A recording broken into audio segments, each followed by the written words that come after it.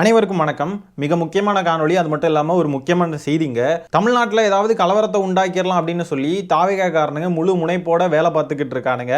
எதனால இப்படி சொல்கிறேன் அப்படின்னா, நேற்றுக்கு ராத்திரி ஆதவ் அர்ஜுனா இருக்கான் இல்லையா, அந்த பொறுக்கி பையன் ஒரு ட்வீட் போட்டுட்டு போயிருக்காங்க. அந்த ட்வீட்டில் பாருங்க, சாலையில் நடந்து சென்றாலே தடியடி, சமூக வலைத்தளங்களில் கருத்து பதிவிட்டாலே கைது, இப்படி ஆளும் வர்க்கத்துடைய அடிவருடிகளாக காவல்துறை மாறி போனதுனால மீட்சிக்கு இளைஞர்களுடைய புரட்சி தான் ஒரே வழி. எப்படி இலங்கையிலும் நேபாளத்திலும் இளைஞர்களும் ஜென்சி தலைமுறையும் ஒன்றாய் கூடி அதிகாரத்துக்கு எதிரான புரட்சியை உருவாக்கி காட்டினார்களோ, அதே போல இங்கும் இளைஞர்களின் எழுச்சி நிகழும் அப்படின்னு சொல்லி போட்டு, அந்த எழுச்சி தான் ஆட்சி மாற்றத்திற்கான அடித்தளமாகவும் அரச பயங்கரவாதத்திற்கான முடிவுரையாகவும் இருக்க போகிறது. பேயாண்டால் பிணந்தின்னும் சாஸ்திரங்கள் அப்படின்னு சொல்லி போட்டிருக்காங்க. அதுக்கப்புறம் கடுமையான எதிர்வினையை மக்கள்லாம் கொடுக்க ஆரம்பிச்சதுக்கப்புறம் பார்த்தீங்கன்னா, அந்த ட்வீட்டை டெலீட் பண்ணிட்டு அந்த பரதேசி ஓடி போயிட்டான். அவனுக்கெல்லாம் மரியாதையே கொடுக்கக்கூடாதுங்க.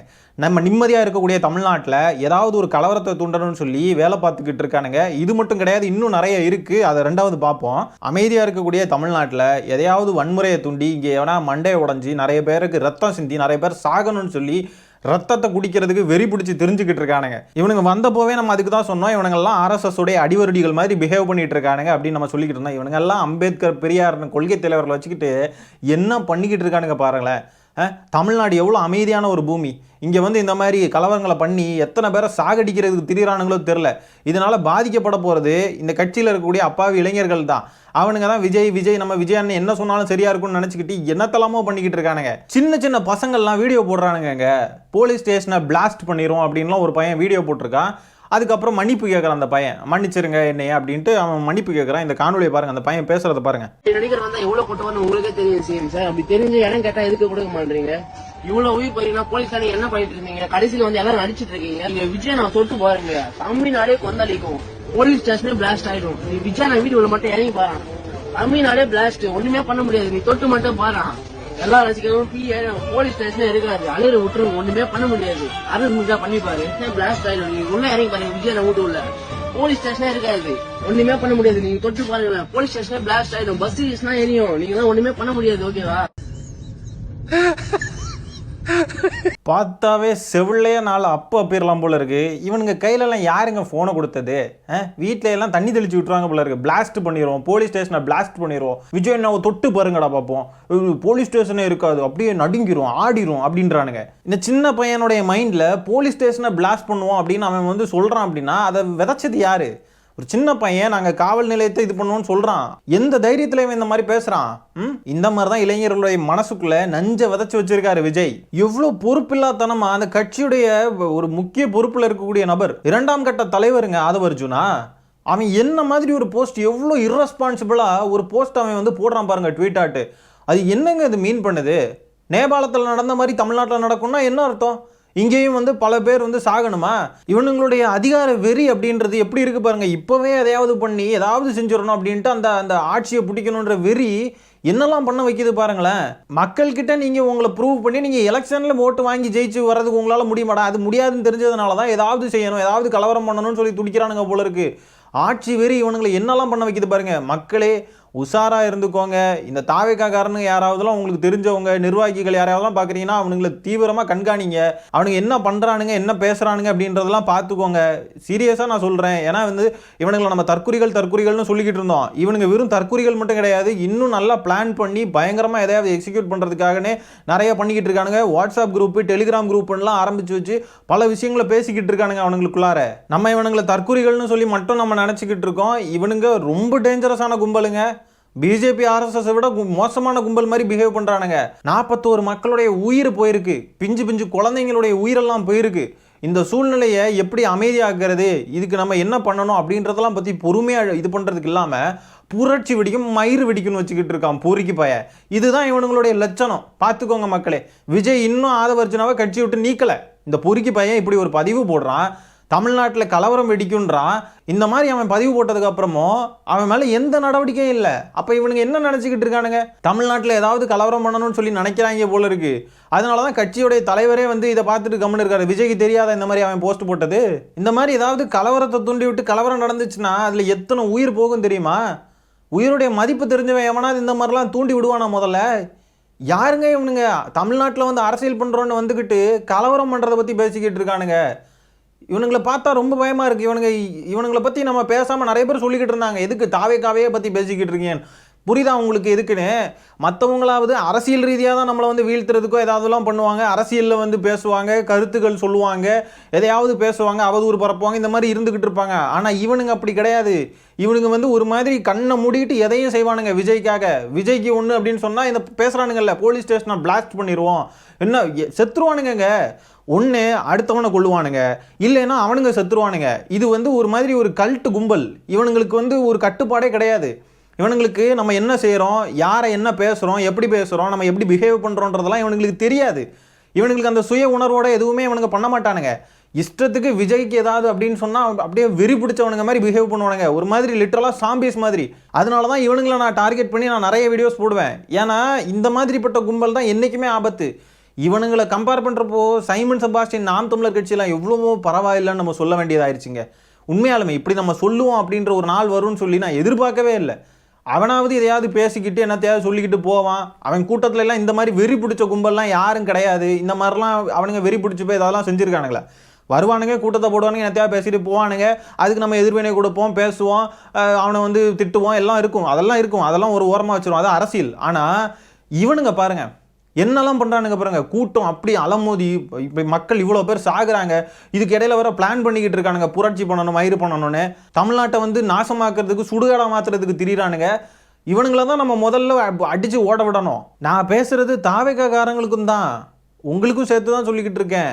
இந்த மாதிரி தூண்டி விட்டு ஏதாவதுலாம் பண்ணணுன்னா உங்களுக்கு அறிவு இருக்குன்னா ஒதுங்கிக்கோங்க. கலவரம் இந்த மாதிரி இப்போ எதுக்காகலாம் கூப்பிட்றானுங்க, நம்ம புரட்சி பண்ணணும், வாங்க அங்கே போய் இங்கே போகணுன்னா போகாதீங்க. அறிவு இருந்தால் நீங்கள் போகாதீங்க. உங்கள் குடும்பம் முக்கியம், உங்களுக்கு வாழ்க்கை முக்கியம்னா இந்த மாதிரிலாம் செயல்களில் ஈடுபடாதீங்க. எப்போ எப்படி வெறி பிடிச்சி போய் திடீரானுங்க பாருங்கள். நம்ம இப்படிலாம் பேச வேண்டியதாக இருக்குது, கலவரம்லாம் நம்ம பேச வேண்டியதாக இருக்குது. தமிழ்நாட்டில் என்ன நினச்சிக்கிட்டு இருக்கானுங்க இவனுங்க, ஒன்றும் புரிய மாட்டேங்குது. அதுவும் நள்ளிரவு நேரத்தில் வந்து அந்த பதிவை போட்டு ஏவி விடுறான் பாருங்கள். இவன் பதிவை போட்டுட்டு இவன் டெலீட் பண்ணிட்டு போயிட்டான், கோலப்பையன். அவனுங்க அப்படி தான், அது தெரியும், அதை வச்சுக்கோங்க. ஆனால் இதுக்கு வந்து ரீபோஸ்ட் பண்ணி இதுக்கு ரிப்ளை பண்ணுறன்ற பேரில் இந்த தாவேக்காரனுங்க என்ன பண்ணுறானுங்க தெரியுமா? சிக்னல் வந்துருச்சு, நமக்கு சிக்னல் வந்துருச்சு, எல்லாரும் ரெடியாக இருந்துக்கோங்க அப்படின்லாம் பதிவுகள் போட்டுக்கிட்டு இருக்கானுங்க. என்னடா சிக்னல் வந்து என்னடா ரெடி ஆக போறீங்க? காலேஜ் ஸ்கூல் படிச்சுட்டு இருக்கீங்கன்னா போய் படித்து ஒழுங்காக குடும்ப குட்டிகளை பார்த்து நல்லா வேலைக்கு போய் நல்லா வாழ பாருங்க. குடும்பம் குட்டின்னு வாழ்றீங்கன்னு சொன்னால் ஒழுங்காக வேலைக்கு போய் பொண்டாட்டி பிள்ளைங்க குடும்பம் குட்டின்னு பார்த்து நல்லா வாழ பாருங்க. அதை விட்டுக்கிட்டு விஜய் மயிரன் வந்து நின்று இங்கே கடந்து கலவரம் மயிரன்னு உண்டாக்கி தமிழ்நாட்டை இது பண்ணிடாதீங்கடா. ஐயோ, எவ்வளோ பெரிய விஷயங்களை எல்லாம் இவனுங்க அசால்ட்டாக பேசிக்கிட்டு இருக்கானுங்க, அசால்ட்டாக இதை வந்து டீல் பண்ணுறானுங்க. எப்படிங்க இவனுங்க? நம்ம வந்து சரி இவனுங்க ஏதோ தற்கொலையாட்டும் பண்ணுறானுங்க, தற்கொலையாட்டும் யோசிச்சுட்டு குழந்தைங்களையும் தூக்கிட்டு போய் செத்துட்டானுங்கன்னு பார்த்தா, விஜயை பார்க்க போகணுன்னு சொல்லி தான் பெற்ற குழந்தைகளே இவனுங்க வந்து பலியிட தயங்காமல் தான் போயிருக்கானுங்க தூக்கிக்கிட்டு. செத்து போகணுன்னு தெரிஞ்சாலும் தூக்கிட்டு போயிருப்பானுங்க. அதான் நிறைய பேர் சொன்னானுங்களே, எங்கள் குழந்தைக்கு எதானாலும் பரவாயில்ல, எங்களுக்கு விஜயை பார்க்கணும், விஜய்க்காக நாங்கள் உயிரை கூட விடுவோம், மயிரை கூட விடுவோம்னு பேசிக்கிட்டு இருந்தானுங்களே. இவனுங்க வந்து அடுத்தவங்க மேலே பழிய போடுறதுக்கெலாம் தயங்குவானுங்க, தயங்கவே மாட்டானுங்க. விட்டா விஜய் இழப்பீடு கொடுக்குறாரு அப்படின்றதுலாம் எனக்கு தெரிஞ்சிருந்தா நானே என் குழந்தைய கொண்டு இருப்பேன் அப்படின்லாம் கூட பேசுவானுங்க. விஜயை பார்க்கறதுக்காக நான் இதை கூட பண்ணியிருக்க மாட்டேன்னா என் குழந்தையவே நானே கொண்டு இருப்பேன்லாம் கூட சொன்னாலும் சொல்லுவானுங்க. அந்த மாதிரி ஒரு மாதிரி வெறி பிடிச்சவனுங்க. விஜயை பார்க்கணும், விஜய்கிட்ட ஒரு ஃபோட்டோ எடுக்கணுன்றதுக்காக என்னத்தையும் பண்ணிக்கிட்டு இருப்பானுங்க, பைத்தியக்காரன் நாய்ங்க. தாவேக்காவுடைய வக்கீல் டீம் இன்னைக்கு கோர்ட்டில் பேசுகிறப்போ சொல்கிறாங்க, வந்தவங்கெல்லாம் யார் எல்லாருமே வந்துட்டு விஜயை பார்க்குறதுக்கு தான் வந்தாங்களா, இல்லைன்னா எங்கேயோ யாராவது இறந்தவங்களெல்லாம் கொண்டு வந்து கணக்கு காட்டுறாங்களா, இல்லைன்னா வந்துட்டு இங்கே வந்தவங்களாம் உண்மையாகவே விஜய் ரசிகர்கள் தானா, விஜயை பார்க்கணும் தான் வந்தாங்களான்னு சொல்லிட்டு கலட்டி விட்டுட்டாங்க. எப்படிப்பட்ட நபர்கள்னு பாருங்களேன். நீங்கள் அப்போ எப்படி இழப்பீடு கொடுக்குறப்ப என்ன பண்ணுவீங்க? நீங்கள் விஜயை பார்க்குறதுக்காக தான் வந்தீங்களா? உண்மையாலுமேவா? காட்டுங்க, இறந்து போனது யார், அவங்க தாவேக்கால உறுப்பினர் அட்டை வச்சுருக்காங்களா, காட்டுங்க அப்படின்லாம் சொல்லி தான் இழப்பீடு கொடுப்பானுங்களோ? யாரா நீங்கள்லாம்? என்னடா நினச்சிக்கிட்டு இருக்கீங்க நீங்கள்? இப்படி 41 உயிர் போயிருக்கு. அந்த இடத்துல நீங்கள் நமக்கு இப்போ ஒரு மாதிரி ஆகுதுங்க இவனுங்க பண்ணுறது, இவனுங்க பேசுகிறதையெல்லாம் பார்த்தா. விஜயை வந்து காப்பாற்றுறதுக்கு துடிக்கிறானுங்க, விஜய் விஜய் விஜய்ன்றானுங்க, வி ஸ்டாண்ட் வித் விஜய்னு கிரியேட் பண்ணுறானுங்க ஹேஷ்டேகு. இப்படியெல்லாம் ஒரு மனிதாபிமானம் இருக்கக்கூடிய நபர்கள் யாருமே பண்ண மாட்டாங்க. ஒட்டுமொத்தமாக மனிதாபிமானமே இல்லாத தற்குறியான ஒரு மாதிரி கிறுக்கு பிடிச்ச வெறி பிடிச்ச கும்பலாட்டு தமிழ்நாட்டில் ஒன்று உருவாயிருக்குன்னு சொன்னால் அது இவனுங்க தான். பாஜகவோட மோசமான ஆட்கள்னு தான் நம்ம சொல்ல வேண்டியது இருக்குங்க. சீரியஸா உண்மையாலுமே நமக்கு அப்படிதான் ஃபீல் ஆகுது. பாஜக காரனுங்க கலவரத்தை தூண்டுறதுக்கு ஏதாவது பேசுறானுங்க, ஏதாவது சொல்றானுங்கன்னா கூட நம்ம ஈஸியாக ஐடென்டிஃபை பண்ணி நம்மளாம் உஷாராயிருவோம், எல்லாருமே உஷாராயிருவோம். ஆனால் இவன் நம்மளே ஒருத்தன், இவன் நமக்குள்ளே ஒருத்தன், பெரியார் அம்பேத்கர் அண்ணன்லாம் சொல்லிட்டு வரான்றப்போ இவன் நம்ம கூட தான்டா வர்ற மாதிரி இருக்கான். சும்மா என்ன நமக்கு அவனுக்கு ஒரு சின்ன கருத்து முரண் தான் அப்படின்னு சொல்லிட்டு நம்ம நினச்சிக்கிட்டு இருக்கிற வேலையில் நம்ம கூடவே இருந்து நம்ம முதுகுலே குத்தி நம்மளே வெட்டி சாய்க்கிறதுக்கான பிளானை எல்லாம் போட்டுக்கிட்டு இருக்கானுங்க. உஷாராக இருந்துக்கோங்க மக்களே, இந்த வலையில விழுந்துடாதீங்க. திமுக வெறுப்புன்ற ஒரு மனநிலையை எல்லாருக்கும் கிரியேட் பண்ணி அந்த வெறுப்பு மனநிலையில் இருக்கிறவங்களையெல்லாம் ஒன்றா சேர்த்து ஏதாவது பண்ணுறதுக்கெலாம் திட்டமிட்டுக்கிட்டு இருக்கானுங்க. கவனமாக இருந்துக்கோங்க. வாழ்க்கை முக்கியம், ஒவ்வொரு உயிரும் நமக்கு முக்கியம். இந்த மாதிரிப்பட்ட செயல்களில் யாரும் இவனுங்க கூட போய் கை கோர்த்து நிற்காதீங்க, அவ்வளோதான் சொல்லுவோம். தன்னை பார்க்க வந்து சொந்த கட்சிக்காரனுங்க சொந்த ரசிகர்களையே கலட்டி விட்டுட்டானுங்க. நீங்கள் எல்லாம் யார், உண்மையாலுமே எங்களை தான் பார்க்க வந்தீங்களான்னு சொல்லி கேட்டிருக்கானுங்கன்னா எப்படிப்பட்ட அயோக்கிய பயலுகன்னு பார்த்துக்கோங்க. தாவேக்கான்ற கட்சி தன் தொண்டர்களையும் இளைஞர்களையும் மிக மோசமான பாதையில் கூட்டிகிட்டு போது ரொம்ப மோசமாக வழி நடத்துகிறானுங்க. கவனமாக இருந்துக்கோங்க. ஏற்கனவே வதந்தி பரப்பிக்கிட்டு இருக்கானுங்க பொய்யா. ஏற்கனவே 3 பேரை கைது பண்ணியாச்சு. இந்த இன்ஸ்டாகிராம் இன்ஃப்ளூயன்சர்ஸ் எல்லாம் கைது பண்ணியாச்சு. இந்த யூடியூபர் ஃபெலிக்ஸ் அவனை கைது பண்ணியாச்சு. இந்த மாதிரி பல பேரை கைது பண்ணிக்கிட்டு இருக்காங்க காவல்துறையிலேருந்து. மக்களால் தேர்ந்தெடுக்கப்பட்ட ஒரு முதலமைச்சர் மேலே, அரசாங்கம் மேலே இவனுங்க இஷ்டத்துக்கு வந்து கான்ஸ்பிரசி தியரியெல்லாம் பரப்பிக்கிட்டு இருக்கானுங்க. ஆனால் அழுகுறானுங்க. உண்மையை தானே சொல்கிறாங்க, எதுக்கு அரெஸ்ட் பண்ணுறாங்க, இது வந்து ஜனநாயக உரிமை இல்லையா, எங்களுடைய உரிமை இல்லையான்றானுங்க. ஜனநாயக உரிமைன்றது நீங்கள் கருத்து சொல்லலாம், ஆனால் கான்ஸ்பிரசி தியரி பரப்பிக்கிட்டு மக்களால் தேர்ந்தெடுக்கப்பட்டு ஆட்சியில் இருக்கக்கூடிய ஒரு கட்சியையும் ஒரு முதலமைச்சரையும் பார்த்து உங்கள் இஷ்டத்துக்கு நீங்கள் என்ன வேணால் பேசுவீங்களா? அவதூறு பரப்பிக்கிட்டே இருப்பீங்க. ப்ரூஃபே இல்லாமல், எந்த ஆதாரமும் இல்லாமல் உங்களுக்கு தோன்றது உங்கள் யூகத்தின் அடிப்படையில் நீங்கள் என்னத்தை வேணால் பேசிக்கிட்டு இருப்பீங்க. இங்கே எல்லாரும் பார்த்துக்கிட்டு இருப்பாங்களா? இந்த கமெண்ட்டுகளையெல்லாம் பாருங்கள். தாவேகா காரணங்க ஏதோ ஒரு வீடியோ போட்டு நேபாளத்தில் நடந்த மாதிரி அப்படி இப்படின்லாம் ஏதோ வீடியோ போட்டிருக்கானுங்க. அதில் கமெண்ட்டில் போட்டிருக்கானுங்க ஜென்சி ப்ரொட்டஸ்ட் 2.0 தான் அப்புறம் அப்படின்னா அதுக்கு ஒரு 1300 லைக் வேறு. Okay guys, ready for world war 4ன்னு போட்டிருக்கான், அதுக்கு ஒரு 3000 லைக்கு. இந்த மாதிரிலாம் வந்து இவனுங்க போடுறானுங்க. என்னங்க நினச்சிக்கிட்டு இருக்கானுங்க இவனுங்க? 1000 பேர்னாலுமே உயிர் தானே. இவனுங்கெல்லாம் சேர்ந்தானுங்க அப்படின்னா ஏதாவது ஒரு ரத்த துடிப்பில் அப்படியே வந்து சேர்ந்துட்டானுங்க. சேர்ந்து ஏதாவது பண்ண நினச்சி அடி வாங்கி எவனாவது செத்தான், ஏதாவது ஆச்சுன்னு சொன்னால் என்ன ஆகுறது? மேலும் மேலும் உயிர் பலி நடந்துக்கிட்டே தான் இருக்கும். இப்போ வரைக்குமே இந்த தாவேக்கான்ற கட்சி ஆரம்பித்து இப்போ கடைசி ஒரு வருஷத்தில் 50 பேர் செத்துருக்காங்க. மாநாட்டுக்கு வந்தவங்க, ட்ரெயினில் இருந்து குதிச்சவன் அவன் 50 பேர் செத்துருக்காங்க இது வரைக்கும். 50க்கு மேலேயே தான் இருக்கும்னு நினைக்கிறேன் கவுண்ட்டு. நான் வந்து 50ன்னு நான் சொல்கிறேன், ரவுண்டாக நான் சொல்கிறேன் 50ன்னு. 60 இருக்கலாம், 70 இருக்கலாம், கூட தான் செய்யும், குறையும் நினச்சிக்காதீங்க. ஏன்னா இங்கே 41 பேர் இறந்துருக்காங்க. 50ன்றது கம்மி நான் சொல்கிறது. 50 பேர் வாழ்க்கையை ஒரு வருஷத்தில் முடிச்சு விட்டுட்டார் விஜய். 50 பேர் மட்டும் கிடையாது, அவங்கள சுற்றி இருக்கிற குடும்பத்தில் இருக்கிறவங்களுக்கெல்லாம் அந்த ஃபோட்டோவை பார்க்குறப்ப எப்படி இருக்கும்? இறந்து போனவங்களுடைய ஃபோட்டோவை பார்க்க என்னங்கடா நீங்கள்? ஒரு குழந்தை இழந்தவன் குழந்தைய மண்ணுக்குள்ளே புதைச்சி அந்த மண்ணுக்கு பக்கத்தில் கிடந்து அழுறான். குழந்தைய வந்து புதைச்ச இடத்துல கிடந்து அழுறான். ஆனால் இவனுங்க வந்து விஜய் வந்து சேஃபாக எந்த இதுவும் இல்லாமல் பனையூருக்கு போயிட்டார். பனையூருக்கு போய் சேஃபாக நல்லா நிம்மதியாக இருக்கக்கூடிய விஜயை பார்த்து இவனுங்க வி ஸ்டாண்ட் வித் விஜய்ன்றானுங்க. அப்போ அங்கே குழந்தைய இழந்தவன் சேஃபாக விஜய் போனதை பார்த்து அவனுக்கு எப்படி வயிறு எரியும்? என்னங்கடா உங்கள் மனசாட்சி? ஏன்டா இப்படிலாம் இருக்கீங்க? இங்கே பாருங்கங்க, டெலிகிராம் குரூப்பில் எல்லாம் ஏதோ வந்து இது பண்ணி போராட்டம் பண்ணணும், அது நம்ம வந்து சேரணும் அப்படி இப்படின்லாம் சொல்லி என்னமோ பேசிக்கிட்டு இருக்கானுங்க. இவனுங்க போராட்டம் மட்டும் கிடையாதுங்க, இவனுங்க வந்து கலவரத்துக்கு பிளான் பண்ணிக்கிட்டு இருக்கானுங்க. 356 ஆகலைன்னா, அதாவது ஆர்டிக்கிள் சொல்கிறானுங்க சட்டப்படி நேபாள் போல் கவர்மெண்ட்டை தூக்குறோம் அப்படின்னு போட்டிருக்கான். வேறு வழியே இல்லை, நான் வைலன்ஸ் வேலைக்கு ஆகவே ஆகாது, வைலன்ஸ் தான், வைலன்ஸ்னு சொல்லி போட்டிருக்கான் பாருங்கள். வைலன்ஸை கிரியேட் பண்ணுவானுங்களா தமிழ்நாட்டில்? நம்ம வேணால் ஒன்று பண்ணலாம், திமுகவுடைய க்ரௌடுக்குள்ளே போய் எல்லாத்தையும் பொழந்துடலாமா அப்படின்னு கேட்டிருக்கானுங்க. என்னடா என்னடா நினச்சிக்கிட்டு இருக்கீங்க நீங்கள்? எப்பா எப்படிப்பட்ட விஷ கிருமிகள்னு பாருங்கள் மக்களே. இவனுங்க தீவிரவாதிகள் மாதிரி பேசிக்கிட்டு இருக்கானுங்க. நம்ம ஊருக்குள்ளேயே இருந்துக்கிட்டு, நம்ம கூடவே இருந்துக்கிட்டு தீவிரவாதி மாதிரி பேசிக்கிட்டு இருக்கானுங்க. கூட்டத்துக்குள்ளே போய் எதாவது பண்ணிடலாமா எப்படி ஓப்பனாக பேசுகிறானுங்க பாருங்கள். என்னடா நினச்சிக்கிட்டு இருக்கீங்க நீங்கள்? ஏன்னா நீங்கள் என்ன அவ்வளோ பெரிய ஆளுகளா? உங்கள் விஜய் என்ன அவ்வளோ பெரிய ஆளா? நீங்கள் சொல்கிற இந்த கான்ஸ்பிரசி தியரிலாம் வந்து உங்கள் மேலே அந்த சதி பண்ணிட்டாங்கன்னு சொல்கிறீங்கல்ல, அந்த சதியெல்லாம் உங்களுக்கு பண்ணுறதுக்கு நீங்கள் என்ன அவ்வளோ பெரிய ஆளா? ஜெயலலிதா அம்மையாரை விட, எம்ஜிஆரை விட, பக்தவச்சலத்தை விட, காமராஜர் அவர்களை விட, இப்படி எல்லாரையும் விட நீங்கள் அவ்வளோ பெரிய ஆளா? திமுகவை எதிர்த்த இவங்களெல்லாம் விட நீங்கள் பெரிய ஆள். இவங்களுக்கெல்லாம் பண்ணாத சதி உங்களுக்கு பண்ண போகிறோம், உங்கள் விஜய்க்கு பண்ண போகிறோம். ஏண்டா இப்போ வந்தவன்டா 1.5 வருஷம் 2 வருஷம் தான் ஆச்சு நீங்கள் ஒட்டு மொத்தமாக வந்தே. அதுலேயும் ஃபீல்டில் நீங்கள் வந்ததே கிடையாது. ஏதோ 4-5 இது தான், 2 மாநாடு இப்படி அப்படின்னு அப்படி அற்ப சொற்ப எண்களில் தான் இருக்குது. உங்களை பார்த்து 76 வருஷமாக இருக்கிற கட்சி உங்களை பார்த்து பயப்படுமா? என்னடா பேசுகிறீங்க? உங்களை வந்து சதி பண்ணுமா? அவ்வளோக்கெல்லாம் நீங்கள் ஒர்த்து இல்லைடா. இந்த குரூப்பில் பாருங்கள், இஃப் விஜய் அண்ணா காட் அரஸ்டட், கண்டிப்பாக வைலன்ஸ் தான். சில பெண்களும் இதுக்குள்ளே இருக்காங்க பாருங்கள். இதுக்குள்ளே இருந்து இந்த டயலாகை பேசியிருக்கிறது ஒரு பெண். சில பெண்களும் இந்த குரூப்புக்குள்ளே இருந்து இந்த மாதிரி கிரிமினல் மைண்டடாக பேசிக்கிட்டு இருக்காங்க. வயலன்ஸ் தான் சொல்லி பேசுகிறாங்கன்னா இவங்கெல்லாம் எப்படிப்பட்டவங்க? ஒரு கட்சி தொண்டர், ஒரு கட்சியில் இருக்கிறவங்க, கட்சி உறுப்பினராக இருக்கிறவங்க, தமிழ்நாட்டில் அரசியல் பண்ணணும்னு சொல்லி பேசுகிறவங்க என்ன அரசியல் பண்ணுறாங்க? அப்போ இவங்க தமிழ்நாட்டில் வந்து கலவரம் பண்ணணும், வயலன்ஸ் அப்படின்லாம் வந்து ஒரு வேர்டை வந்து ஈஸியாக யூஸ் பண்ணுறாங்க அப்படின்னா என்ன நினச்சிக்கிட்டு இருக்காங்க இவங்க? எந்த கட்சியிலேயாவது இந்த மாதிரிலாம் பேச முடியுமா? பாஜகக்காரன் இது மாதிரி பேசினா நம்ம என்ன பண்ணுவோம்? தோலை பிரித்து தொங்க விடுவோமா இல்லையா? இவனுங்கெல்லாம் இப்படி பேசிக்கிட்டு இருக்கானுங்க பாருங்க அழகா. இல்லை மற்றபடி ஏதாவது ஒரு கட்சியில் இந்த மாதிரி வயலன்ஸ் பண்ணுவோம், நம்ம வந்து டைரெக்டாக அடிப்போம், என்னன்னாலும் பண்ணுவோம் அப்படின்லாம் யாராவது பேசுகிறத நீங்கள் பார்க்க முடியும்? பார்க்க முடியாது. இவனுங்க ஆபத்தானவனுங்க, நம்ம அதுக்கு தான் சொல்கிறோம் ஆபத்தானவனுங்க. இப்போ தான் முதலமைச்சர் வீடியோ போட்டு இந்த மாதிரி யார் இறந்துருந்தாலும் அவங்க நம்ம தமிழ்நாட்டுக்காரங்க, ஒரு கட்சி தலைவர் இந்த மாதிரி தன்னுடைய மக்களோ இல்லை ரசிகர்களோ யாருமே சாகணும்னு சொல்லி நினைக்க மாட்டாங்கன்னு அவ்வளோ தன்மையாக சொல்லியுமே இந்த ஆதவ அர்ஜுனான்ற பொறுக்கி இந்த மாதிரி வந்து ஒரு பதிவு போட்டிருக்காங்கன்னா இது என்ன மாதிரியான ஒரு மனநிலை இவனுங்களுக்கு இருக்குன்னு பார்த்துக்கோங்க. நாங்கள் வந்து சைலண்டெல்லாம் போகவே மாட்டோம், எங்கள் மேலே தப்பே இருந்தாலும் நாங்கள் தான் இங்கே ஏதாவது பண்ணுவோம், எதையாவது பண்ணி உங்கள் ஆட்சியை வந்து நாங்கள் கவிழ்ப்போம் பாருங்க அப்படின்னு சொல்லி வெறி பிடிச்சி தெரிஞ்சுக்கிட்டு இருக்கானுங்க.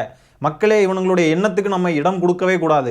ஆதவ அர்ஜுனா இந்த மாதிரி பதிவு போட்ட கொஞ்ச நேரத்திலேயே இந்த ரிப்ளை பண்ணுறவனுங்கள்லாம் இருக்கானுங்க இல்லையா, உடனே போடுறானுங்க. அப்போது இதெல்லாம் ஏதோ எதர்ச்சியாக நடந்தது கிடையாது, திட்டமிட்டு இவனுங்க ஏதோ பண்ணிக்கிட்டு இருக்கானுங்க. இந்த குரூப்பெல்லாம் கிரியேட் பண்ணிலாம் பேசிக்கிட்டு இருக்கானுங்க. இதெல்லாம் பார்த்தா ஏதோ சரியாக படலை. இவனுங்க எதையோ பண்ணுறதுக்காக தான் துடிச்சிக்கிட்டு இருக்கானுங்க. தமிழ்நாடு அரசும் காவல்துறையும் உளவுத்துறையும் இதை வந்து டீப்பாக வந்து கவனித்து இதுக்கு தக்க நடவடிக்கை எடுத்தே ஆகணும். இல்லைன்னா இவனுங்க என்னெல்லாம் செய்வானுங்க அப்படின்றது நம்மளுக்கு தெரியாது. ஒரு உயிருக்கு ஏதாவது ஆச்சுன்னாலும் அது மிகப்பெரிய ரொம்ப வலியானதாக இருக்கும். ஏற்கனவே 41 பேரை இழந்து ஒழுங்காக தூங்க முடியாமல் ஆகிட்டுருக்கு. இவனுங்க ஒவ்வொரு ப்ரூஃபாக வெளியே வந்துக்கிட்டு இருக்கு மக்களே. எல்லா வீடியோஸும் தனித்தனியாக வந்துக்கிட்டே இருக்குது. பார்க்க வெறி ஏறுது, நமக்கு அவ்வளோ கோபம் வருது. ஆனால் இவனுங்க இதை வன்முறை ஆக்கி இதில் ஏதாவது செய்யணும்னு சொல்லி துடிச்சிக்கிட்டு இருக்கானுங்க. அரசாங்கம் இதை கவனத்தில் கொண்டு இதுக்கு ஏதாவது ஒரு நடவடிக்கை எடுத்தே ஆகணும். இந்த டெலிகிராம் குரூப்பில் பாருங்கள், இந்த மதுரை முனீசன்லாம் ஒருத்தன் இருக்கான் இல்லையா, யூடியூப்பில் வீடியோ போட்டுக்கிட்டு இருக்கேன், அந்த பொறுக்கிலாம் இருக்கான்.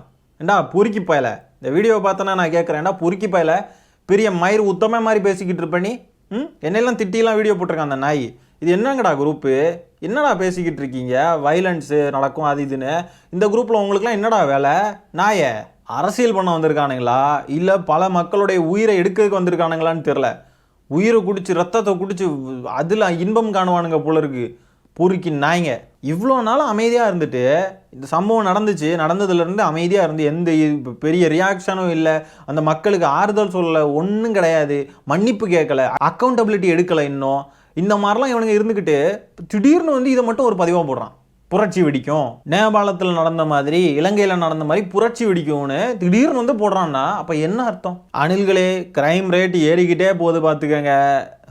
ஒவ்வொரு வார்த்தையும் நீங்கள் பதிவிடுறதும் நீங்கள் பேசுகிறதும் எல்லாமே உங்கள் கட்சிக்கு தான் பாதகமாக முடிய போகுது. தமிழ்நாட்டு மக்கள் உங்களை தொடச்சி எரிய போகிறாங்க, பார்த்துக்கிட்டே இருங்க வேணும்னா. இதுக்கெல்லாம் ரிப்ளை பண்ணுறவனுங்க எனக்கு என்னமோ சின்ன பசங்களோ அப்படின்னு தோணுது. இந்த புலி உருமுது பாட்டு கேட்டுக்கிட்டு அப்படியே வந்து ஏதாவது போட்டிருப்பானுங்கன்னு நினைக்கிறேன். இது சிக்னல் வந்துருச்சு அப்படின்லாம் போட்டான் ஒருத்தன்.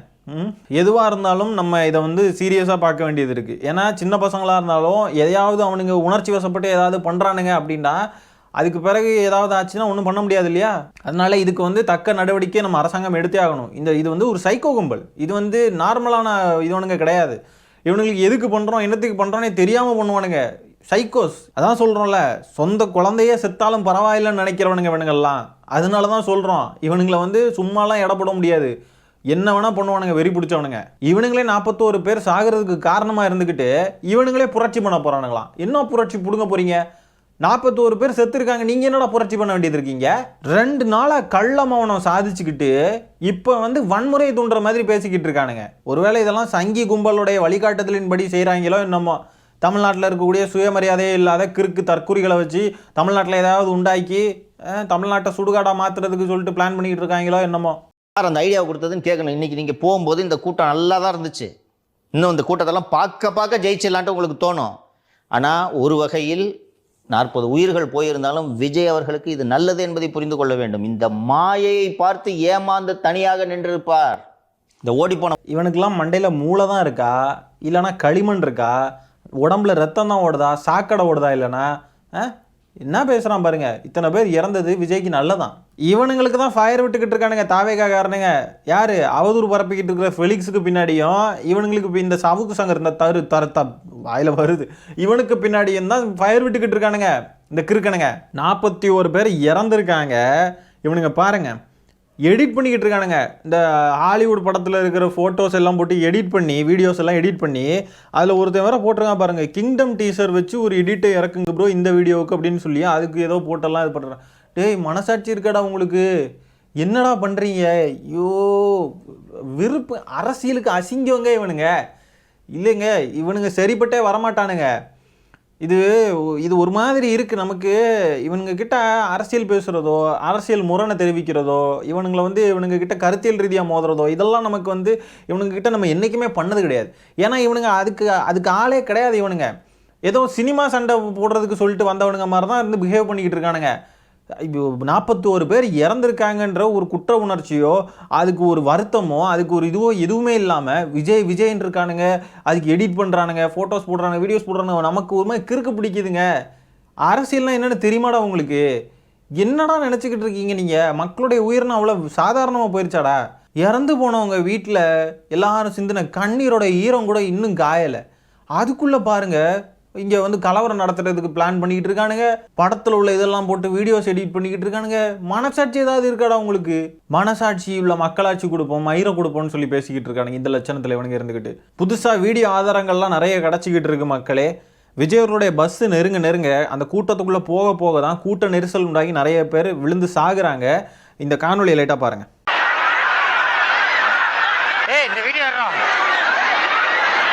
தற்போது ஒரு பெண் அவர்கள் மயங்கி விழுந்துள்ளார். அவரை தூக்க முடியாமல் அள்ளி கொண்டு வருகிறார்கள். மிகவும் அவரது நிலைமை கவலைக்கிடமாக உள்ளன. ஒரு ஆம்புலன்ஸ் வசதி இல்லை, குடிநீர் வசதி இல்லை. பெண் ஒருவர் மயங்கி விழுந்து மிகவும் மோசமான நிலைமையில் வருகிறார்.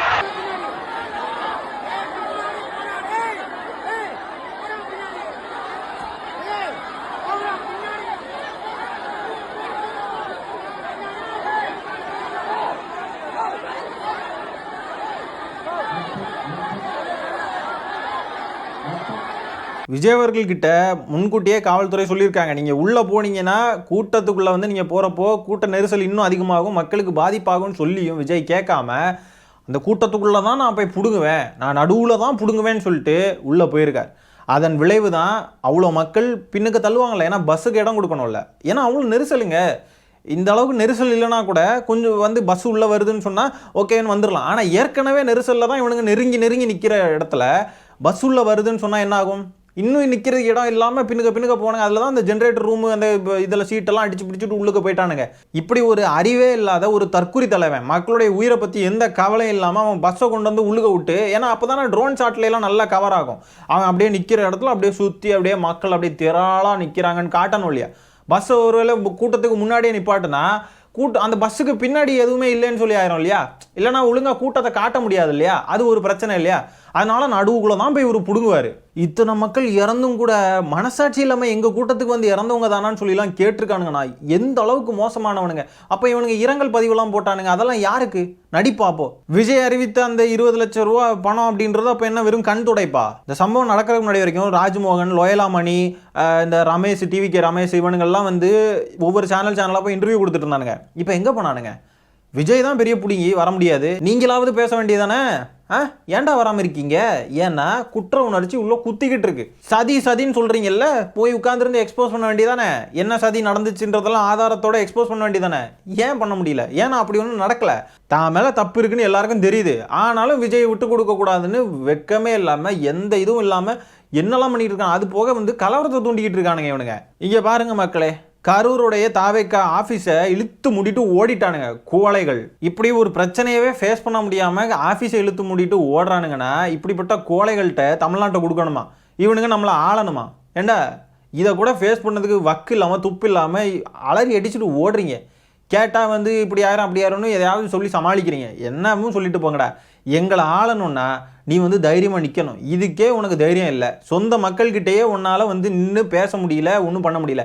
நீ எல்லாம் எப்படிடா பாஜகவை எதிர்ப்பீங்க?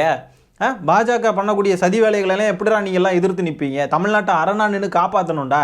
தமிழ்நாட்டுக்குன்னு சொல்லி ஒரு கருத்தியல் இருக்குது, தமிழ்நாட்டுக்குன்னு ஒரு இது இருக்குது, தமிழ்நாட்டுக்குன்னு ஒரு அரசியல் இருக்குது. அதையெல்லாம் நீங்கள் எப்படி நின்று காப்பாற்றுவீங்க?